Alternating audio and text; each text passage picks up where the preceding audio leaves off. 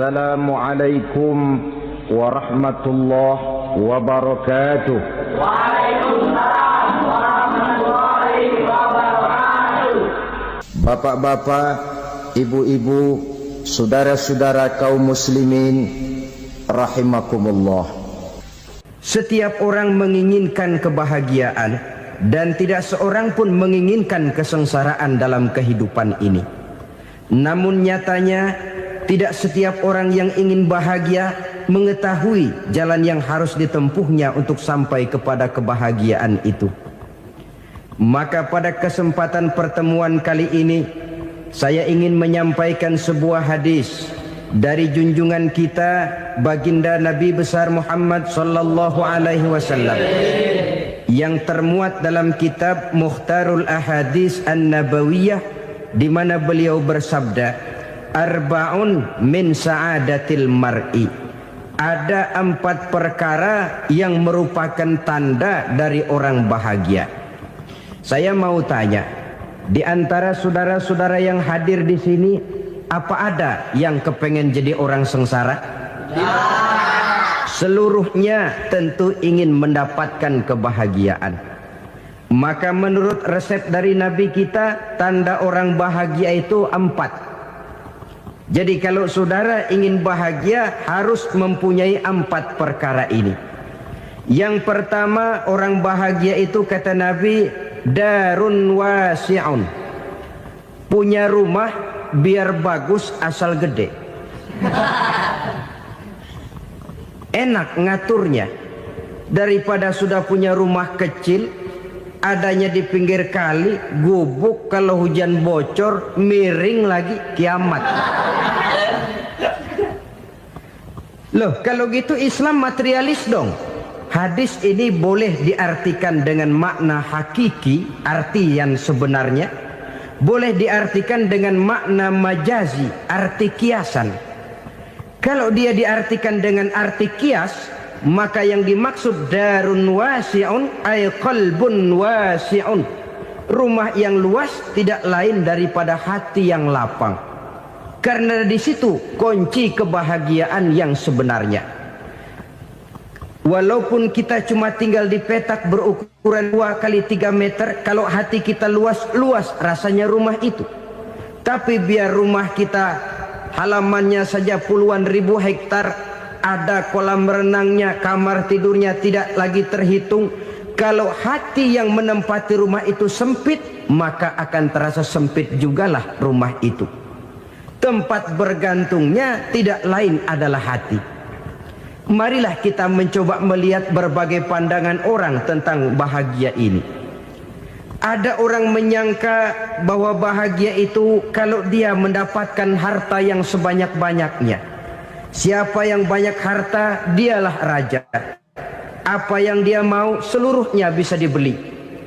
Keamanannya, dia bisa menyewa petugas. Seluruh fasilitas untuk menyenangkan kehidupannya bisa dibeli. Pendeknya, hartalah segala-galanya dalam kehidupan. Sampai ada pepatah mengatakan, innad darahima fil amakini kulliha taksur rijala mahabatan wa jalala. Sesungguhnya harta, dinar, dirham, uang di mana-mana selalu bikin hebat orang yang memilikinya. Coba lihat, orang yang punya duit sama yang enggak punya duit, jangan gaya hidupnya, gaya jalannya aja lain. Wahia lisanun liman arada fasahatan, wahia silahun liman arada qitala. Uang adalah senjata yang paling ampuh bagi orang yang mau pergi perang, dan lidah yang paling fasih bagi orang yang mau bicara. Kalau bicara dengan lidah macet, cobalah bicara dengan harta, lancar. Sampai ada pepatah demikian, segalanya bisa diatur dengan harta. Maka di kalangan orang yang berpandangan semacam itu, seluruh kegiatan hidupnya hanya terfokus kepada bagaimana mengumpulkan harta yang sebanyak-banyaknya. Tidak peduli halal haram, tidak kenal sore pagi siang dan malam, tidak sempat sujud, jauh dari agama, jauh dari kehidupan yang bersifat ruhaniyah, jauh dari Allah dan sebagainya, sampai dalam Al-Quran dikelompokkan dalam kelompok yang dinamakan lumazah. Allazi jama'a malahu wa 'addadah yahsabu anna malahu akhladah. Mereka mengumpul-ngumpulkan harta sebanyak-banyaknya dan menyangka bahwa harta yang banyak itu dapat mengekalkan hidupnya, mengekalkan kekayaannya, mengekalkan kebahagiaannya. Saudara hadirin yang berbahagia, kalau pandangan hidup ini benar, artinya kalau harta memang merupakan satu-satunya hal yang dapat membuat orang bahagia, tentu di rumah mewah tidak akan pernah ada tangis derita. Tentu di satu tempat di mana fasilitas hidup serba menunjang tidak ada yang namanya penderitaan. Tapi suka dan duka, sedih dan gembira, senyum dan tawa adalah milik setiap orang, baik dia punya harta maupun dia tidak punya harta. Nyatalah bahwa harta semata-mata bukan merupakan jaminan bahwa orang akan bahagia, walaupun tanpa harta orang sulit untuk bahagia. Saya mau cerita, ada orang super kaya, namanya Aristotle Onesius, raja tanker Yunani. Dia punya kapal tanker saja konon sampai 11 banyaknya. Punya perusahaan penerbangan yang disebut Olympic Airlines. Punya hotel di berbagai kota besar di dunia ini, sejak dari New York, London, Paris, Rome dan sebagainya. Bahkan punya pulau yang dia namakan Pulau Scorpio. Ini kan namanya sudah kaya nggak tanggung-tanggung, punya pulau. Nah, dia punya 2 orang anak, yang satu laki-laki namanya Alexander, yang satu perempuan namanya Maria Onesius. Seluruh harapannya tertumpah kepada anak lakinya Alexander ini, yang akan meneruskan usahanya, meneruskan kekayaannya, meneruskan dinastinya. Apa yang terjadi?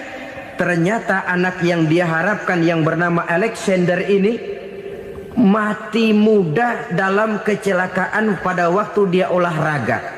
Apa olahraganya? Namanya olahraga anak orang kaya, golongan jet set.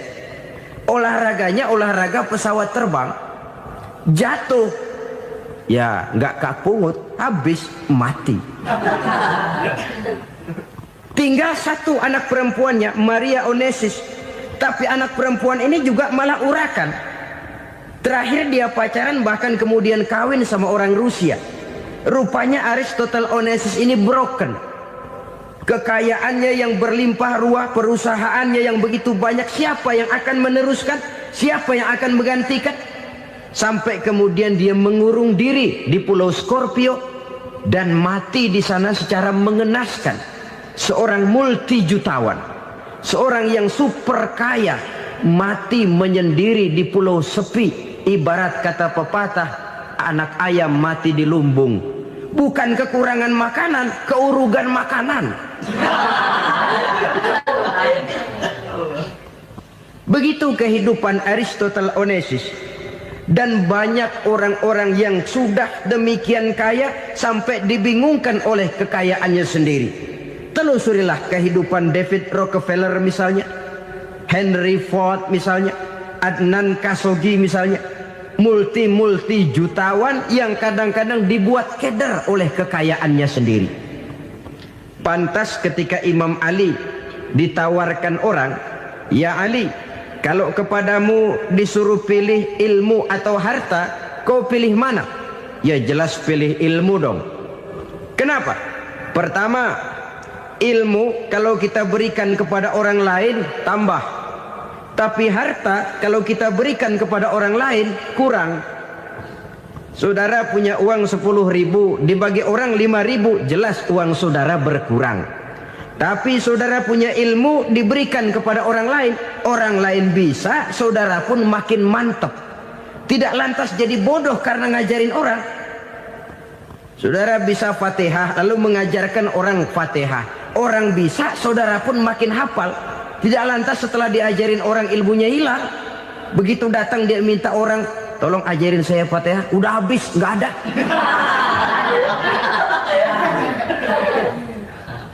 Yang kedua kata Imam Ali, ilmu menjaga kita. Kalau harta kita yang harus jaga. Makin banyak ilmu makin terpelihara diri seharusnya.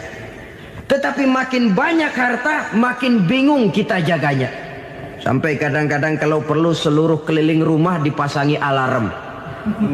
Belum cukup disewakan anjing besar-besar, pasang di depan pintu, awas anjing galak. Masih belum cukup juga, cari centeng tukang-tukang kepruk jaga rumah. Masih terasa belum aman, padahal rumahnya dikelilingi tembok besar. Di balik tembok ada pintu-pintunya tebal. Di balik pintu itu terbuka masuk kamar, kamar pun ada pintunya, pintunya pun kuat. Masuk ke dalam kamar ada lemari, lemarinya pun pintunya kuat, dikunci, kuncinya pun kuat. Tapi terhadap seluruhnya yang timbul cuma sekedar was-was saja. Kesimpulannya sekali lagi, tanpa harta orang memang sulit untuk bahagia. Tapi harta semata-mata tidak merupakan jaminan orang akan bahagia. Dengan hati yang luas, itu modal utama untuk mencapai kebahagiaan hidup. Orang yang hatinya luas, saudara-saudara, punya hati yang lapang, melihat kenyataan hidup ini, dia bersyukur senantiasa kepada Allah. Lantas tidak timbul hasud dan iri hatinya. Oleh karena itu jiwanya selalu lapang. Kalau tidak, cupik hati namanya. Dangkal pandangan, tidak senang melihat orang lain dapat nikmat, dan itu sering dijadikan contoh. Kalau orang yang lapang dada, dia lihat tetangganya beli TV baru, dia berkata, alhamdulillah ya, tetangga kita beli TV, mudah-mudahan kita bisa ikut nonton. Lapang dadanya. Tapi orang yang sempit hati, lihat tetangga beli televisi, meriang. Enggak diapa-apain, meriang. Besoknya dengar tetangga beli motor, makin sakit, ke rumah sakit. Lalu di rumah sakit dengar tetangganya beli mobil, mati. Disiksa oleh perasaannya sendiri. Orang kalau hati sudah sempit dalam hidup, kemanapun dia pergi, sempit rasanya medan kehidupannya. Kemudian kita melihat juga ada orang yang menilai bahwa bahagia itu katanya kalau punya kedudukan yang tinggi, pangkat yang agung, wibawa yang besar. Mungkin betul, tapi mungkin juga tidak. Bergantung kepada hati orang yang punya pangkat itu. Sama dengan harta tadi. Harta akan membawa bahagia kalau dia jatuh ke tangan orang yang berhati lapang. Tapi harta akan jadi bencana kalau jatuh ke tangan hati orang yang sempit. Pangkat akan membawa bahaya kalau jatuh di tangan hati orang yang sempit. Lebih dari itu, kenyataan mengajarkan kepada kita bahwa ternyata pangkat dan jabatan tidak selamanya memberikan kebahagiaan dalam kehidupan. Bahkan resikonya kelewat besar.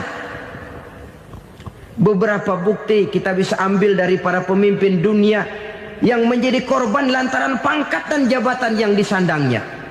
Saudara ingat Presiden Abraham Lincoln dan John Kennedy dari Amerika? Dibunuh orang.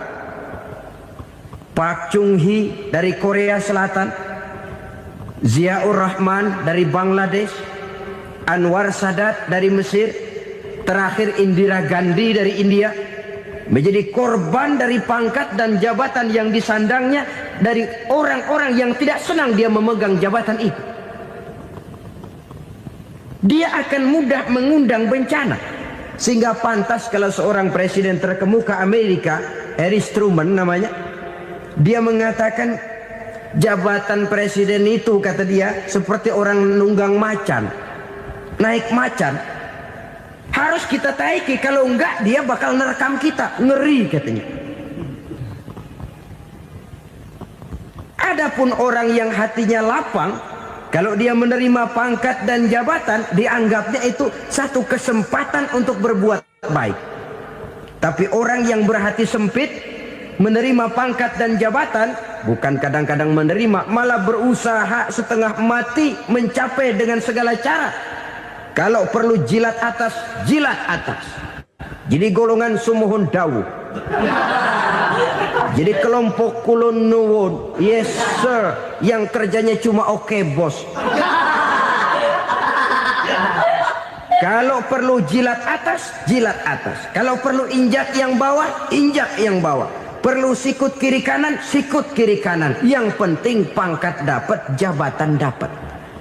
Orang yang semacam ini, kalau sudah mempunyai pangkat dan jabatan, biasanya dia tidak menganggap itu sebagai amanah, tidak menganggap sebagai kesempatan berbuat baik, tapi malah kesempatan untuk memperturutkan hawa nafsunya yang dilatar belakangi oleh kesempitan hatinya tadi. Apalagi kalau orang memperoleh pangkat karena banyak mengeluarkan uang, seakan-akan pangkat dan jabatan itu sekarang macam proyek pakai tender. Siapa yang berani bayar segini naik, nggak berani minggir. Padahal logikanya, kalau orang mencapai satu jabatan karena banyak mengeluarkan uang, hampir bisa dipastikan bahwa setelah jabatan itu dia pegang, langkah pertama yang akan dilakukannya ialah berusaha bagaimana uang yang dia keluarkan supaya kembali. Ya paling kurang pulang modal dulu dong. Soal mikirin rakyat soal nanti, tapi ini modal harus pulang. Itu celakanya kalau orang memperoleh pangkat dan jabatan cuma karena banyak mengeluarkan uang. Jarang orang yang mempunyai keyakinan dan pandangan bahwa pangkat dan jabatan merupakan amanah. Jadi sekali lagi, pangkat dan jabatan mungkin saja membawa kebahagiaan kalau jatuh ke tangan orang yang berhati lapang. Tapi bisa jadi bencana kalau dia jatuh ke tangan orang yang mempunyai hati yang sempit. Dan lagi-lagi stresnya hati yang lapang. Lalu sebagian orang, saudara, ada yang berpandangan katanya bahagia itu kalau jadi orang terkenal, mempunyai popularitas, menjadi idola di kalangan remaja, di kalangan orang tua, di segala lapisan masyarakat. Padahal makin populer orang makin terikat dia. Ya kalau macam kita ini kan nggak punya nama, nggak populer, tengah malam buta mau nongkrong di warung Tegal aman. Tapi pangkat, jabatan, kedudukan, popularitas menyebabkan kita diikat dengan berbagai macam peraturan. Cuma mandi sama ke WC saja yang nggak dikawal.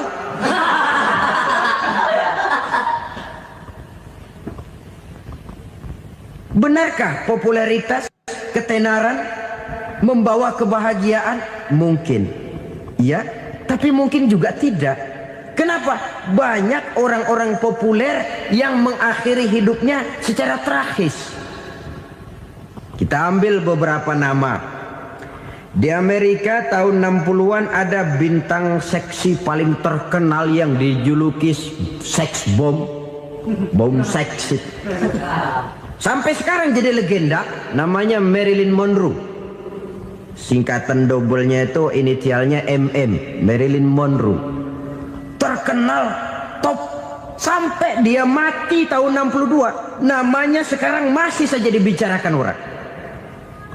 Kenapa dia bunuh diri? Tidak punya hartakah dia? Banyak. Kurang populerkah dia? Seluruh dunia mengenalnya. Sejak rakyat kecil sampai pejabat tinggi dia punya hubungan. Kenapa? Jenuh. Dia terlahir dalam keadaan yatim. Setelah itu tidak lama dia berangkat remaja, ibunya meninggal. Pindah dari wanita asuh ke wanita asuh sampai 12 orang ibu angkatnya. Dan kekecewaan yang paling parah, setiap laki-laki yang dekat dengannya hanya seperti kapal berlabuh. Datang dan pergi silih berganti. Padahal dia merindukan seseorang yang bisa melindungi hidupnya. Dia rindukan itu dan dia tidak pernah menemukan. Itu yang akhirnya menyebabkan dia minum pil tidur kelewat dosis. Minum obat tidur kebanyakan, ya tidur terus sampai sekarang.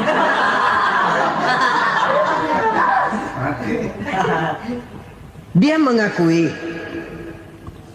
saya telah memiliki ketenaran, tapi saya tidak pernah hidup dalam ketenaran itu. Saya pandai main sandiwara, tapi saya ingin hidup dalam alam yang real sebagaimana umumnya orang. Itu yang dia rindukan. Menyusul jejak yang namanya Marilyn Monroe ini, Billie Holiday, saudara kenal tentu. Di rumah sakit dirawat. Dia juga minum obat overdosis, mati lagi. Jimi Hendrix minum obat tidur overdosis kelewat batas, mati lagi. Lalu yang menghanyutkan diri di danau, Janis Joplin dan Brian Jones. Ini orang-orang populer, orang-orang terkemuka yang mengakhiri hidup secara tragis, bukan karena tidak terkenal, mungkin karena sudah saking terkenalnya. Contoh paling belakangan, Bruce Lee. Wah, ini tukang-tukang kepruk tentu kenal siapa dia. Sampai sekarang pun tabir kematiannya masih merupakan misteri. Dan yang masih hidup juga menunjukkan gejala yang aneh. Michael Jackson, rumahnya di Beverly Hills itu dijaga sedemikian rupa, dan dia selalu curiga kepada setiap makanan harus steril, bersih dari segala macam kimia. Kemana dia pergi, itu tukang-tukang kepruk sudah selalu menjaga dan mengawal, dan dia seakan takut menunjukkan mukanya yang asli. Hingga kalau tampil ke tengah di luar show, dia kadang memakai pakaian yang tidak menunjukkan dia yang sebenarnya, takut dikenali orang. Ternyata popularitas sering jadi momok yang meracuni kehidupan manusia. Oleh karena itu, benarlah junjungan kita pada saat beliau mengajarkan orang akan bahagia kalau dia mempunyai hati yang lapang. Nah, sekarang masalahnya untuk mendapatkan hati yang lapang, caranya bagaimana? Kita kembali kepada konsep Quran. Allah mengajarkan, ala inna bi dzikrillahi tatmainnul qulub. Ketahuilah bahwa dengan banyak mengingat Allah, hati akan tenang, jiwa akan lapang. Dengan kata lain, dekat dengan agama, merasakan kehadiran Allah dekat dalam hidup. Itu muara pertama untuk mencapai hati yang lapang. Ala inna bi dzikrillahi tatmainnul qulub. Jangan macam orang sekarang ingin mendapatkan ketenangan lalu tapak di puncak gunung, di gua-gua, di tempat sepi. Iyalah kalau nggak ada ular. Kalau tergigit ular berbisa, ketenangan belum, mati jelas itu. Islam positif untuk mendapatkan ketenangan. Ala inna bi dzikrillahi tatmainnul qulubi. Bahwa ketahuilah bahwa dengan banyak mengingat Allah, hati akan tenang, jiwa akan lapang, nuansa pikiran akan luas. Karena yang namanya bahagia ada dimanapun manusia berada. Di kampung ada bahagia, di kota ada bahagia, di ngarai, di lembah, di gunung, di hutan, di lautan, di angkasa luar, dimanapun bahagia itu ada kalau kita bermodalkan hati yang lapang ini. Dan hati akan lapang kalau kita dekat dengan agama. Dekat dengan harta buat sementara hati mungkin tenang, tapi ketenangan yang relatif dan temporer. Apalagi orang tiap kali tambah harta, tiap kali tambah rencana. Itu wajar. Mungkin sebelumnya saudara berpikir, kalau punya duit 5.000 enak nih. Begitu punya duit 5.000, aduh sayang kalau 10.000 aja. Tiap kali tambah harta, tiap kali lain rencana. Makin banyak rencana, makin menjauhkan kita dari yang namanya ketenangan. Padahal ketenangan merupakan unsur utama untuk mencapai bahagia. Dan ketenangan itu bermuara dalam hati manusia. Tengoklah kehidupan ini. Orang yang banyak harta dengan orang miskin, berbedakah rasa sakit yang mereka tanggungkan? Rasanya tidak. Walaupun si kaya tidur di kasur empuk berselimutkan sutra mahal, sementara si miskin meringkuk di balai bambu yang keras dan kasar. Apabila maut datang, dia juga tidak pernah pilih bulu. Maut datang menjemput si kaya di singgasana keemasannya, dikelilingi oleh para pengasuh, dayang dan inang serta para pengawal. Dan maut pun datang menjemput si miskin papa, sehingga ia tergelepar di tepian jalan. Kedua-duanya bernama mati. Kalau nyata bahwa sakit yang ditanggung si kaya tidak beda dengan sakit yang ditanggung si miskin, bukan harta semata yang membuat orang bahagia.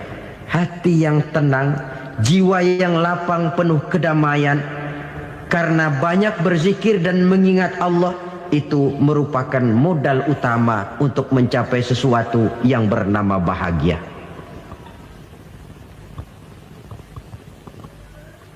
Saudara hadirin yang saya hormati, inilah yang pertama dari 4 ciri yang digambarkan oleh Nabi tentang tanda-tanda orang bahagia.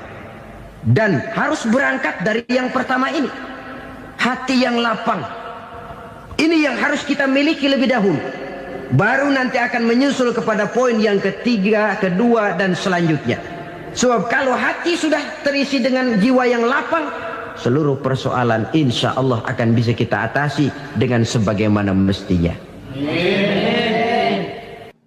Yang kedua sekarang, tanda orang bahagia menurut baginda Nabi, markabun syariah. Orang bahagia itu, kata beliau, punya kendaraan biar cepat asal lancar. Artinya kemana dia mau pergi mudah. Apa maksud hadis ini? Kalau kita kaji lebih dalam, kendaraan itu kan alat transportasi. Transportasi tidak lain adalah usaha memudahkan komunikasi. Pindah dari situ kepada teori bahwa manusia adalah zon political, makhluk bermasyarakat yang tidak bisa memenuhi kebutuhan hidupnya secara sendirian. Kita memerlukan keberadaan orang lain dalam kehidupan ini. Untuk memakai baju saja kita sudah perlukan petani yang tanam kapas, pabrik yang memintal kapas jadi benang, pabrik yang menenun benang jadi kain, sampai kepada mesin jahit, sampai kepada tukang jahit. Itu cuma untuk memakai pakaian saja. Tidak seorang pun di antara kita yang sanggup memenuhi kebutuhan hidupnya secara sendiri. Kita perlu orang lain. Maka kebebasan dalam arti mutlak, kebebasan tanpa batas, itu tidak mungkin ada dalam kehidupan. Karena kita mengadakan yang disebut interaksi sosial. Setiap kegiatan kita tentu melibatkan orang lain. Menurut kita barangkali kita bebas jalan di jalan raya semaunya, tapi orang lain berkendaraan pun merasa bahwa ini ada juga jalan haknya, dan begitu selanjutnya. Oleh karena itu, maksud dari kendaraan yang cepat ini adalah khulata'uhu ma'as solihin. Lingkungan pergaulannya terdiri dari orang-orang soleh. Pergaulannya luas. Kemana dia pergi ada temannya. Kesulitannya ada tempat dia cerita.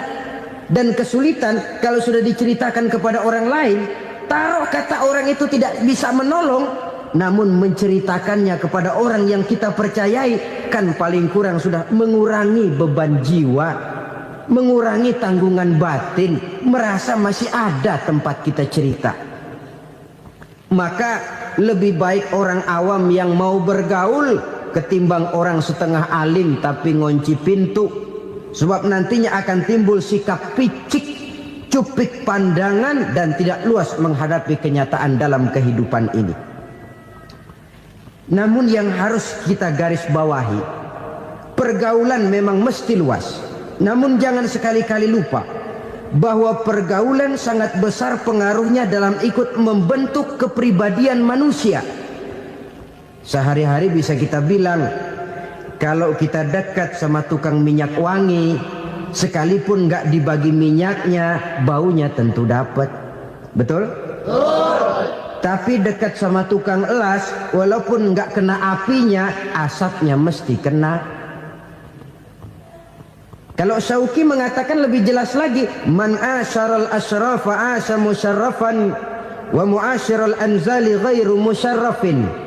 Awalam taral jildal hakira muqabbalan bisagri lamma sara jildal mushaf. Siapa yang bergaul dengan orang mulia, dia bakal ikut menjadi mulia. Tapi siapa yang berteman dengan orang hina, dia tidak bakal ikut menjadi mulia. Tidakkah kau lihat, kata Syauqi, kulit kambing yang hina pun dicium orang ketika menjadi kantong Quran. Kulit kambing hina, kalau dia sendirian gak ada yang mau cium. Tapi begitu dia bergaul dengan Quran, menjadi kantong Quran, dipakein minyak wangi, ditaruh di tempat yang tinggi, mau diambil dicium dulu, dibawa dengan penuh hormat dan hati-hati. Kulit kambing yang hina lantaran berteman dengan Quran, numpang mujur. Tapi coba lihat kalau kulit kambing berteman dengan kayu, jadi beduk, habis. Zohor dikemplang, asar dipukul. Itu pun sedikit saja, cuma salah milih teman. Yang temannya Quran dihormati orang, yang temannya kayu lantaran jadi beduk, gelap-gelap subuh orang udah kemplangnya.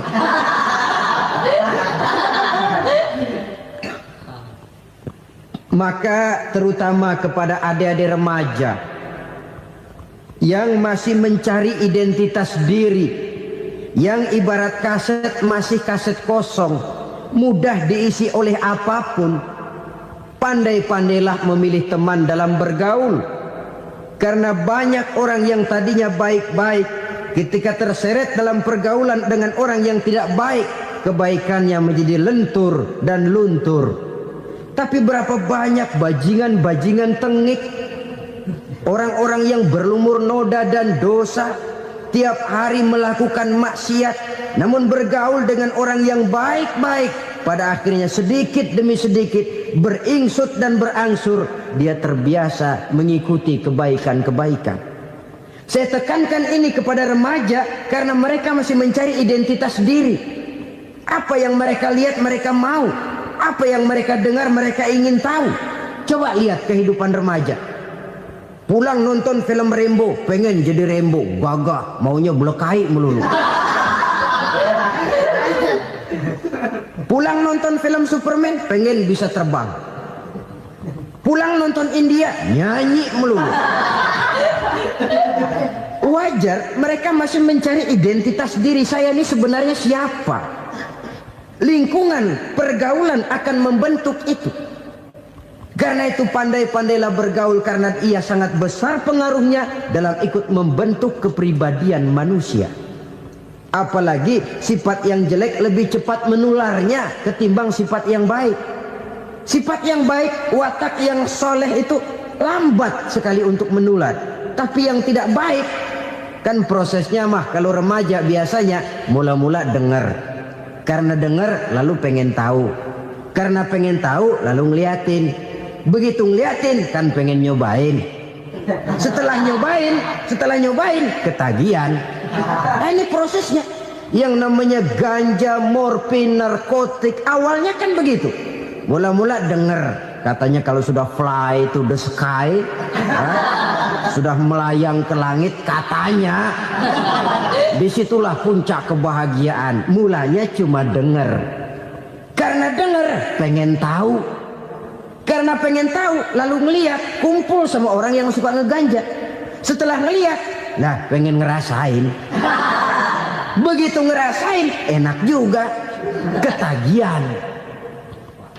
Kalau sudah ketagihan jadi penyakit kronis, bisa merembet kepada yang lain. Iya, kalau orang tuanya mampu untuk beli morfin, beli ganja. Kalau tidak kan pikirannya ngayap, jemuran siapa ya gue sabet. Timbullah perbuatan-perbuatan negatif yang bermula dari salah pergaulan. Apalagi buat adik-adik remaja yang tinggal di kota-kota besar, yang pengaruh budaya, pengaruh kesenian, pengaruh struktur kehidupan yang nampak makin individualistis, di mana persaingan tajam, tensi ekonomi tinggi, orang mudah mengalami stres.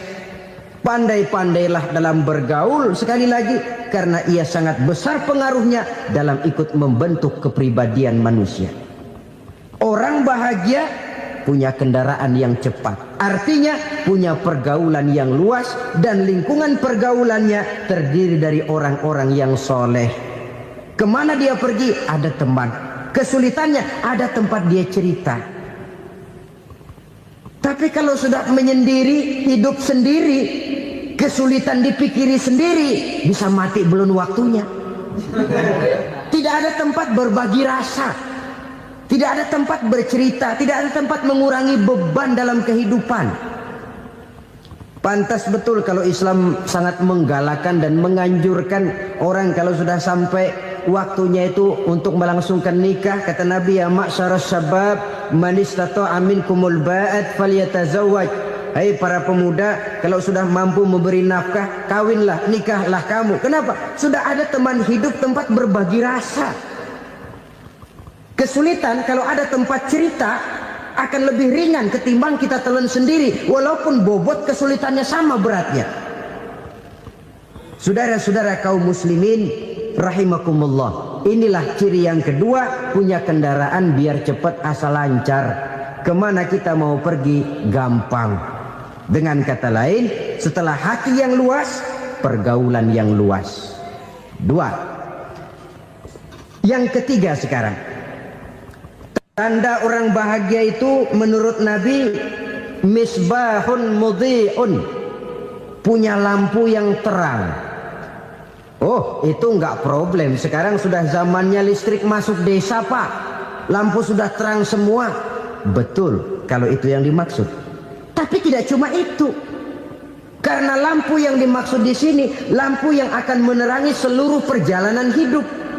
Dan perjalanan hidup itu sudah dimulai sejak kita terlahir ke alam ini, sampai masuk ke alam barzah, kumpul di padang mahsyar, sampai ke akhirat. Lampu yang menerangi itu yang diperlukan. Kalau lampu, katakanlah yang paling top sekarang kan lampu jenis Mercury. Taruhlah itu di rumah kita, dia cuma menerangi rumah kita, menerangi hati pun tidak sanggup. Bila kita masuk ke alam barzah, alam kubur, sanggupkah si Mercury yang begitu terang menerangi alam barzah kita? Tidak sanggup lagi. Sanggupkah lampu yang ratusan watt, bahkan puluhan ribu watt menerangi kehidupan di padang mahsyar? Tidak akan sanggup lagi. Kalau demikian, yang dimaksud lampu yang terang di sini apa? Tidak lain amal soleh, kebajikan yang kita lakukan dalam hidup. Itu yang akan jadi lampu penerang. Di dunia nama kita akan terang. Jasad kita boleh hancur terkubur tanah, tapi nama kita akan dikenang orang. Begitulah kalau orang meninggalkan kebajikan dalam hidup seperti sekarang. Ribuan orang tiap saat berziarah ke kubur Imam Syafi'i, ke kubur Imam Malik, ke kubur Imam Ghazali, ke kubur orang yang baik-baik, orang yang soleh-soleh. Kebajikannya yang ditinggalkan, yang mengukir namanya dengan tinta emas. Sehingga saudara sudah terbaring di alam kubur, orang lewat, Allah, ini kuburannya Fulan bin Fulan, dulu ini kebaikannya Masya Allah, saya ikut merasakan. Mari kita mampir sebentar, kita Fatihah. Mohon disampaikan Allah pahalanya kepada almarhum. Al-Fatihah. Itu kalau orang baik-baik. Lalu saudara tanya, Pak, orang mati dikirimin Fatihah apa nyampe pahalanya? Saya jawab, kalau saudara nggak percaya, mati dulu dah. Nanti saya Fatihain, tungguin di sana. Umpama nggak sampai, balik lagi kemari. Sekarang ini kan maunya otak-otakan saja. Kalau nggak masuk otak, nggak percaya. Padahal alam gaib itu nggak bisa diotak-otakin. Sama saja dengan saudara pernah dengar cerita kapal Tampu Mas tenggelam kan? Pernah nggak? Di mana? Ya, di laut Masalembo. Begitu ke Tampu Mas tenggelam, ratusan penumpang itu terjun ke laut, dipermainkan gelombang, berjuang menghadapi maut itu. Orang lagi timbul tenggelam di lautan, dihantam ombak, kita tengokin pakai helikopter. Pak, lagi timbul tenggelam ya? Iya, tolongin, tolongin. Jangan khawatir Pak nih, saya kirim intan Pak, harganya 10 juta. Kira-kira orang yang timbul tenggelam di laut seneng nggak? Tidak. Kan mahal toh intan 10 juta. Kenapa dia nggak senang? Karena intan 10 juta dalam kondisi seperti itu tidak sanggup menyelamatkan dia. Dia akan girang kalau dikirimin ban mobil bekas, dikirimin papan terentang atau bambu. Intan yang 10 juta dia nggak girang. Ban mobil bekas yang 1000 perak, tuh pegang, itu yang dia girang betul. Inilah sebabnya Nabi berkata, mal mayyitu fi qabrihi illa kal ghariqil mutaghawwis. Orang yang meninggal di alam kuburnya seperti orang timbul tenggelam di lautan. Yantaziru da'watan min ahli, menunggu doa dari keluarganya yang masih hidup. Duh, bapak saya sudah meninggal, saya sayang benar sama dia. Kirimin kulkas ke kuburannya Itu sama saja dengan tadi orang tenggelam di lautan dikirimi intan yang harganya 10 juta, tidak sampai. Begitulah kalau kebajikan yang kita tinggalkan dalam hidup, sudah mati pun kubur kita masih diziarahi orang. Tapi kalau jahat yang kita tinggalkan, boro-boro lah orang mau doa lewat dekat kuburan kita juga serem. Tuh bajingan no, dulu mati dipendem di situ tuh. Jangan lewat situ, ntar kesurupan, jangan. Lewat saja orang ngeri. Konon lagi membacakan Fatihah dan mengirimkan doa. Hidup pada hakikatnya adalah kesempatan untuk berbuat baik. Maka sekali kesempatan itu diberikan, manfaatkan dengan sebaiknya. Sebab kesempatan kedua tidak akan pernah ada. Kesempatan berbuat baik di sini, di akhirat sudah pembalasan namanya. Sekali kesempatan itu dicabut, dia tidak akan pernah dikembalikan lagi. Kata Iqbal, hidup tidak mundur ke belakang, Bung. Berhenti diinjak orang, mundur hancur. Tidak ada kata mundur dalam hidup ini. Berhenti diinjak orang, mundur kecebur. Tidak ada kata lain. Harus maju dalam kehidupan, dalam artian yang positif. Hidup adalah kesempatan untuk mengumpulkan kebajikan yang sebanyak-banyaknya. Di situ nilai daripada manusia. Sekarang ini memang nggak kelihatan kok, orang yang banyak pahala sama yang banyak dosa nggak kelihatan kok. Barangkali kalau habis bikin dosa palanya pada benjol, mungkin orang takut sama dosa. Tapi sekarang sama saja, orang yang banyak dosa dengan yang nggak banyak dosa jalan bareng dari belakang, sama, nggak kelihatan beda. Tapi ada waktunya di mana pahala memegang peranan, di mana dosa diperlihatkan. Sama saja kalau kita bawa mobil siang, lampu kan nggak begitu berfungsi. Apa lalu bilang, alah ini lampu berat-beratin, copot-copotin aja dah.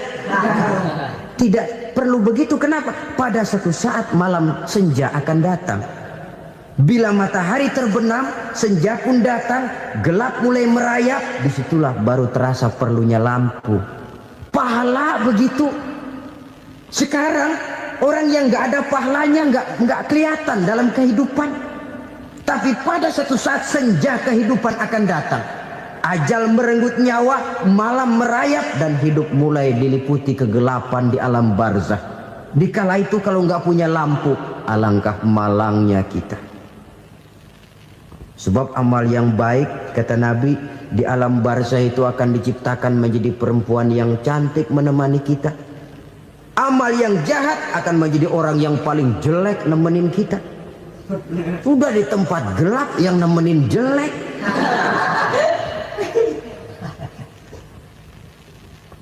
Kaum muslimin rahimakumullah.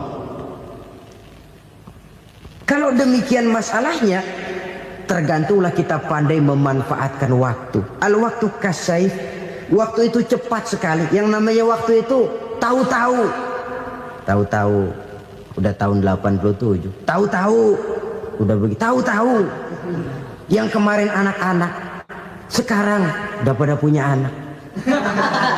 Tahu-tahu saja itu. Begitu cepat waktu berlalu. Kalau tidaklah pandai kita memanfaatkannya, akan rugi kita. Nabi bersabda, man kana yaumuhu khairun min amsihi fahuwa rabih. Barang siapa yang hari ini lebih baik daripada hari kemarin, itu orang untung. Hari ini lebih baik daripada kemarin. Bulan ini lebih baik dari bulan kemarin. Tahun ini lebih baik dari tahun kemarin. Itu orang yang beruntung. Tahun kemarin sembahyangnya maghrib doang, sekarang udah tambah isya. Tahun kemarin cuman Idul Fitri aja ngancem bener, sekarang udah tambah Jumat, lalu tambah lagi maghrib, tambah lagi isya, dan selanjutnya. Hari ini lebih baik daripada kemarin. Itu orang yang beruntung.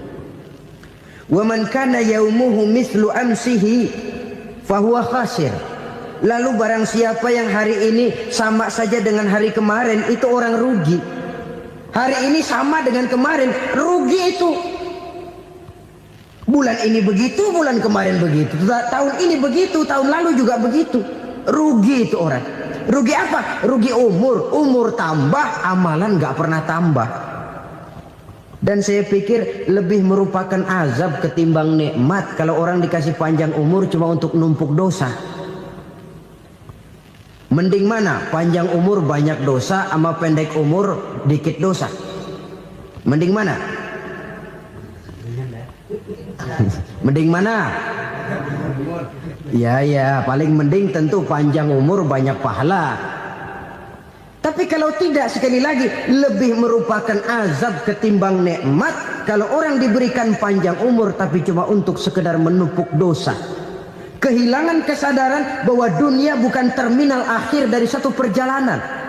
Dia cuma halte di mana kita berhenti sebentar untuk menuju kepada terminal yang hakiki. Saudara-saudara kaum muslimin rahimakumullah. Inilah lampu yang akan menerangi kehidupan. Amal yang kita lakukan di dalam kehidupan. Jadi yang dimaksud dengan lampu yang terang, kebajikan yang kita kerjakan dalam hidup. Nah, setiap orang di awal tadi saya bilang ingin bahagia. Bahagia itu kan hakikatnya kumpulan senang dan selamat. Senang, selamat. Apa bedanya? Senang tapi tidak selamat, nggak bahagia. Selamat tapi nggak senang, nggak bahagia orang. Contoh, kalau orang korupsi, duitnya banyak, senang dia, tapi keselamatannya. Ada tentara baris di samping rumahnya udah bingung, padahal tentara latihan. Tentara cuma latihan, dia bingung. Senang, tapi karena keselamatannya tidak terjamin, dia tidak bahagia.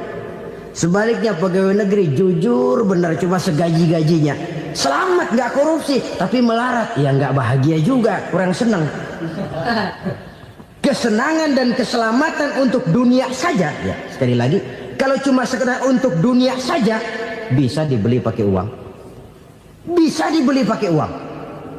Saudara ingin selamat, bisa dibeli pakai uang. Saudara ingin senang, bisa dibeli dengan uang.